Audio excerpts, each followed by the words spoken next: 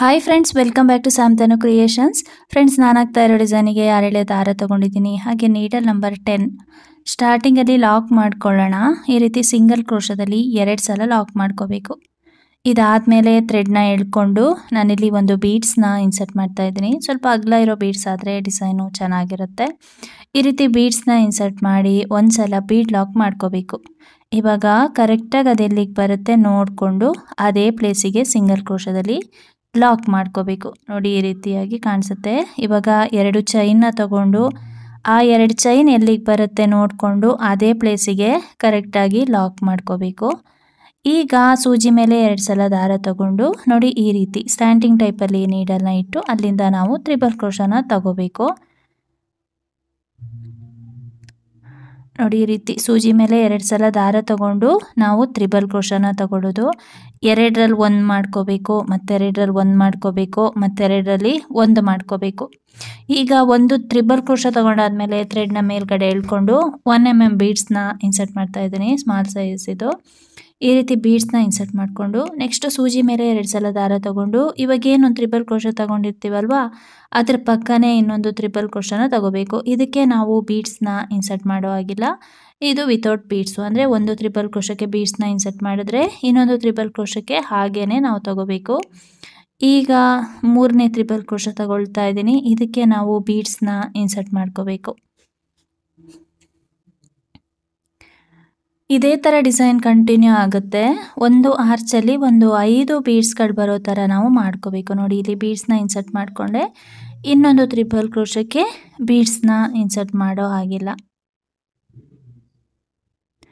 ಇದೇ ಥರ ನಾವು ಡಿಸೈನ್ನ ಕಂಟಿನ್ಯೂ ಮಾಡ್ತಾ ಹೋಗಬೇಕು. ಒಂದು ಆರ್ಚಲ್ಲಿ ಟೋಟಲ್ ಆಗಿ ಒಂದು 5 ಬೀಡ್ಸ್ಗಳು ಬರಬೇಕು. ಆ ರೀತಿ ನಾವು ಡಿಸೈನ್ನ ಮಾಡ್ಕೋಬೇಕಾಗತ್ತೆ.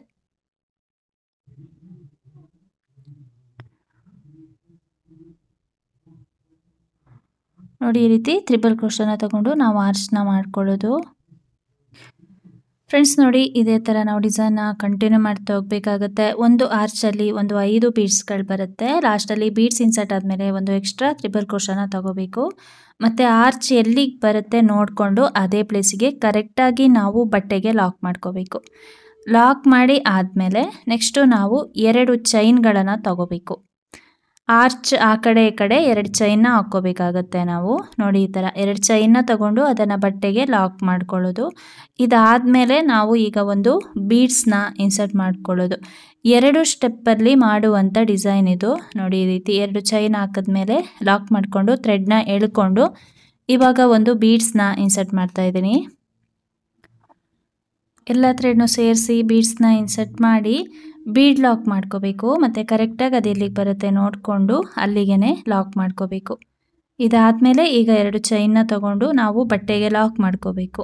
ಎಲ್ಲಿಗೆ ಬರುತ್ತೆ ಅಲ್ಲಿಗೆ ನೋಡಿಕೊಂಡು ನೆಕ್ಸ್ಟು ನಾವು ಆರ್ಚ್ನ ಸ್ಟಾರ್ಟ್ ಮಾಡ್ಕೊಳ್ಳೋದು. ಸೂಜಿ ಮೇಲೆ 2 ಸಲ ದಾರ ತಗೊಂಡು ಈ ರೀತಿ ಸ್ಲ್ಯಾಂಟಿಂಗ್ ಟೈಪಲ್ಲಿ ನೀಡಲ್ನ ಇಟ್ಟು ಅಲ್ಲಿಂದ ನಾವು ಒಂದು ತ್ರಿಬಲ್ ಕ್ರೋಶನ ತಗೋಬೇಕು. ಫಸ್ಟ್ ತ್ರಿಬಲ್ ಕ್ರೋಶಕ್ಕೆ ನಾವಿಲ್ಲಿ ಬೀಡ್ಸ್ನ ಇನ್ಸರ್ಟ್ ಮಾಡ್ಕೋಬೇಕಾಗತ್ತೆ. ನೆಕ್ಸ್ಟ್ ತ್ರಿಬಲ್ ಕ್ರೋಶಕ್ಕೆ ಬೀಡ್ಸ್ ಬೇಡ. ಅದೇ ಥರ ಒಂದು ಬಿಟ್ಟು ಒಂದಕ್ಕೆ ನಾವು ಬೀಡ್ಸ್ನ ಇನ್ಸರ್ಟ್ ಮಾಡ್ಕೋಬೇಕು. ಒಂದು ಆರ್ಚಲ್ಲಿ ಒಂದು 5 ಬೀಡ್ಸ್ಗಳು ಬರೋ ಥರ ನಾವು ಆರ್ಚ್ನ ಮಾಡ್ಕೋಬೇಕಾಗತ್ತೆ. ಫಸ್ಟ್ ಸ್ಟೆಪ್ ಅಂತೂ ತುಂಬ ಈಸಿ ಇದೆ, ಈಸಿಯಾಗಿ ಆಗ್ತಾ ಹೋಗ್ಬೋದು.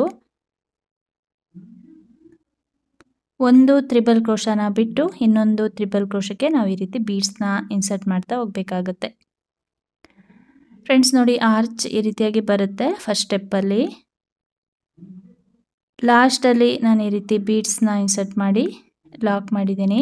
ಎಂಡಿಂಗಲ್ಲಿ 2 ಇಲ್ಲ ಒಂದು 3 ಚೈನ್ಗಳನ್ನು ಹಾಕಿ ಥ್ರೆಡ್ನ ಕಟ್ ಮಾಡ್ಕೋಬೇಕು. ಇಲ್ಲಿಗೆ ಫಸ್ಟ್ ಸ್ಟೆಪ್ಪು ಕಂಪ್ಲೀಟ್ ಆಗುತ್ತೆ. ನೋಡಿ, ಈ ರೀತಿಯಾಗಿ ಕಾಣಿಸುತ್ತೆ ಫಸ್ಟ್ ಸ್ಟೆಪ್ಪು. ತುಂಬ ಈಸಿಯಾಗಿ ಆಗ್ತಾ ಹೋಗ್ಬೋದು, ಆದರೆ ಡಿಸೈನ್ ತುಂಬಾ ಗ್ರ್ಯಾಂಡಾಗಿ ಬರುತ್ತೆ ನೆಕ್ಸ್ಟ್ ಸ್ಟೆಪ್ ಹಾಕಿದಾಗ. ಇವಾಗ ನೆಕ್ಸ್ಟ್ ಸ್ಟೆಪ್ಪಲ್ಲಿ ನಾವು ಸ್ಟಾರ್ಟಿಂಗಲ್ಲಿ ಈ ರೀತಿ ಸಿಂಗಲ್ ಕ್ರೋಶದಲ್ಲಿ ಲಾಕ್ ಮಾಡ್ಕೋಬೇಕು. ಇದಾದಮೇಲೆ 5 ಚೈನ್ಗಳನ್ನು ತಗೋಬೇಕು. ಈ 5 ಚೈನ್ ಅನ್ನೋದು ಬೀಡ್ಸ್ ಮೇಲೆ ಡಿಪೆಂಡ್ ಆಗಿರುತ್ತೆ. ಇದು ಸ್ವಲ್ಪ ಅಗಲ ಇದೆಯಲ್ಲ, ಹಾಗಾಗಿ 5 ಚೈನ್ಗಳು ಬೇಕಾಗುತ್ತೆ. ಬೀಡ್ಸ್ ಸುತ್ತ ಕವರ್ ಆಗೋ ಥರ ನಾವು 5 ಚೈನ್ನ ತಗೊಂಡು ಬೀಡ್ಸ್ ಲಾಕ್ ಮಾಡಿರ್ತೀವಲ್ವ ಬಟ್ಟೆಗೆ ಅಲ್ಲಿಗೆ ಲಾಕ್ ಮಾಡ್ಕೋಬೇಕು. ಈಗ ನೆಕ್ಸ್ಟು 2 ಚೈನ್ ಏನು ತಗೊಂಡಿರ್ತೀವಿ ನೋಡಿ, ಅದರೊಳಗಡೆ ಹೋಗಿ ಒಂದು ಸಲ ಸಿಂಗಲ್ ಕ್ರೋಶದಲ್ಲಿ ಲಾಕ್ ಮಾಡ್ಕೋಬೇಕು. 2 ಚೈನ್ ಇರುತ್ತೆ ಅಲ್ವಾ, ಅದರೊಳಗಡೆ ಹೋಗಿ ಸಿಂಗಲ್ ಕ್ರೋಶದಲ್ಲಿ ಲಾಕ್ ಮಾಡ್ಕೊಳ್ಳೋದು. 2 ಚೈನ್ ಗ್ಯಾಪಲ್ಲಿ ಲಾಕ್ ಮಾಡಿ ಆದಮೇಲೆ ಸೂಜಿ ಮೇಲೆ ಒಂದ್ಸಲ ದಾರ ತಗೋಬೇಕು. ಫಸ್ಟ್ ತ್ರಿಬಲ್ ಕ್ರೋಶದ ಮೇಲ್ಗಡೆ ಹೋಲ್ ಇರುತ್ತೆ. ಫಸ್ಟ್ ಸ್ಟೆಪ್ಪಲ್ಲಿ ಮಾಡಿರುವಂಥ ತ್ರಿಬಲ್ ಕ್ರೋಶದ ಮೇಲೆ ಹೋಲ್ ಇರುತ್ತೆ. ಅಲ್ಲಿಂದ ನಾವು ಒಂದು ಡಬಲ್ ಕ್ರೋಶನ ತಗೊಂಡು 2 ಚೈನ್ನ ತಗೋಬೇಕು. ನೆಕ್ಸ್ಟ್ ಸೂಜಿ ಮೇಲೆ ಒಂದ್ಸಲ ದಾರ ತಗೊಂಡು ಆ ಡಬಲ್ ಕ್ರೋಶದ ಒಳಗಡೆ ಹೋಗಿ ಈ ರೀತಿ 3 ಸಲ ಥ್ರೆಡ್ನ ಒಳಗಡೆಯಿಂದ ಹೊರಗಡೆ ತಗೋಬರ್ಬೇಕಾಗುತ್ತೆ. ಅಂದರೆ ಪಫ್ ಡಿಸೈನು 3 ಸಲ ಸಾಕಾಗುತ್ತೆ. 3 ಇಲ್ಲ 4 ಸಲ ಮಾಡ್ಕೋಬೋದು. ಆ ಕಡೆ ಇರೋ ಥ್ರೆಡ್ನ ಪಾಸ್ ಮಾಡಿ ಒಂದ್ಸಲ ಲಾಕ್ ಮಾಡ್ಕೊಳ್ಳೋದು. ಮತ್ತು ಸೂಜಿ ಮೇಲೆ ಒಂದ್ಸಲ ದಾರ ತಗೊಂಡು ನೆಕ್ಸ್ಟ್ ವಿತೌಟ್ ಬೀಡ್ಸ್ ಅಂತ ಏನು ತ್ರಿಬಲ್ ಕ್ರೋಶ ತಗೊಂಡಿರ್ತೀವಿ ಅದಕ್ಕೆ ಒಂದು ಡಬಲ್ ಕ್ರೋಶ ತಗೊಂಡು 2 ಚೈನ್ನ ತಗೊಂಡು ಸೂಜಿ ಮೇಲೆ ಒಂದ್ಸಲ ದಾರ ತಗೊಂಡು ಈ ರೀತಿ 3 ಸಲ ನಾವು ಥ್ರೆಡ್ನ ಒಳಗಡೆಯಿಂದ ಹೊರಗಡೆ ಪಾಸ್ ಮಾಡಿ ತಂದು ಇಟ್ಕೋಬೇಕು. ನೆಕ್ಸ್ಟು ಆ ಕಡೆ ಇರೋ 6 ಎಳೆ ದಾರನ ಇದ್ರೊಳಗಡೆಯಿಂದ ಪಾಸ್ ಮಾಡಿ ಒಂದು ಸಲ ಲಾಕ್ ಮಾಡ್ಕೋಬೇಕು. ಇದೇ ಥರ ನಾವು ಪಫ್ ಡಿಸೈನ್ನ ಕಂಟಿನ್ಯೂ ಮಾಡ್ತಾ ಹೋಗ್ಬೇಕಾಗತ್ತೆ. ವಿತೌಟ್ ಬೀಡ್ಸ್ ಅಂತ ಏನು ತ್ರಿಬಲ್ ಕ್ರೋಶ ತಗೊಂಡಿರ್ತೀವಿ ಆ ಹೋಲಿಂದ ಈ ರೀತಿ ಒಂದು ಡಬಲ್ ಕ್ರೋಶನ ತಗೊಂಡು 2 ಚೈನ್ನ ತಗೊಂಡು ಸೂಜಿ ಮೇಲೆ ಒಂದ್ಸಲ ದಾರ ತಗೊಂಡು ಆ ಡಬಲ್ ಕ್ರೋಶದ ಒಳಗಡೆಯಿಂದ ಈ ರೀತಿ 3 ಸಲ ಥ್ರೆಡ್ನ ಒಳಗಡೆಯಿಂದ ಹೊರಗಡೆ ಪಾಸ್ ಮಾಡ್ಕೋಬೇಕು. ನೆಕ್ಸ್ಟು ಆ ಕಡೆ ಇರೋ 6 ಎಳೆ ದಾರನ ಇದ್ರೊಳಗಡೆಯಿಂದ ಈ ರೀತಿ ತಂದು ಒಂದು ಸಲ ಲಾಕ್ ಮಾಡಿಕೊಂಡು ಈ ರೀತಿಯಾಗಿ ನಾವು ಪಫ್ ಡಿಸೈನ್ನ ಮಾಡ್ಕೊಳ್ಳೋದು. ನೋಡಿ, ಈ ಥರ ಟೋಟಲ್ ಆಗಿ 6 ಪಫ್ ಡಿಸೈನ್ಗಳು ಬರುತ್ತೆ. ನೋಡಿ, ಲಾಸ್ಟಲ್ಲಿ ಆ ಬೀಡ್ಸ್ ನಂತರ ಕೂಡ ಒಂದು ಡಬಲ್ ಕ್ರೋಶನ ತಗೊಂಡು ನಾವು ಪಫ್ ಡಿಸೈನ್ನ ಮಾಡ್ಕೋಬೇಕಾಗತ್ತೆ. ಇಲ್ಲ ಅಂದರೆ ಆರ್ಚ್ ನೀಟಾಗಿ ಬರಲ್ಲ. ಈ ರೀತಿ ನಾವು 6 ಸಲ ಪಫ್ ಡಿಸೈನ್ಗಳನ್ನು ಮಾಡ್ಕೋಬೇಕು. ಪಫ್ ಡಿಸೈನ್ ಕಂಪ್ಲೀಟ್ ಆದಮೇಲೆ ನೆಕ್ಸ್ಟು 2 ಚೈನ್ ಗ್ಯಾಪ್ ಏನಿದೆ ಅಲ್ಲಿಗೆ ಹೋಗಿ ನಾವು ಸಿಂಗಲ್ ಕ್ರೋಶದಲ್ಲಿ ಲಾಕ್ ಮಾಡ್ಕೋಬೇಕು. ಇದಾದಮೇಲೆ ನಾವು ಬೀಡ್ ಸುತ್ತ 5 ಚೈನ್ಗಳು ಬರೋ ಥರ ಮಾಡ್ಕೋಬೇಕಾಗತ್ತೆ. ನೋಡಿ, ಈ ರೀತಿಯಾಗಿ ನಾವು ಡಿಸೈನ್ನ ಮಾಡ್ಕೋಬೇಕು. ಕರೆಕ್ಟಾಗಿ ನಾವು 6 ಪಫ್ ಡಿಸೈನ್ಗಳನ್ನು ಮಾಡಿಕೊಂಡ್ರೆ ಆರ್ಚ್ ನೀಟಾಗಿ ಬರುತ್ತೆ. ನಾವೇನಾದರೂ 5 ಪಫ್ ಡಿಸೈನ್ಗಳನ್ನು ಮಾಡಿಕೊಂಡ್ರೆ ಆರ್ಚ್ ನೀಟಾಗಿ ಬರಲ್ಲ. ಬೀಡ್ಸ್ 5 ಇರುತ್ತೆ, ಆದರೆ ಪಫ್ ಡಿಸೈನ್ನ ನಾವು 6 ಮಾಡ್ಕೋಬೇಕು. ನೋಡಿ, ಈ ಥರ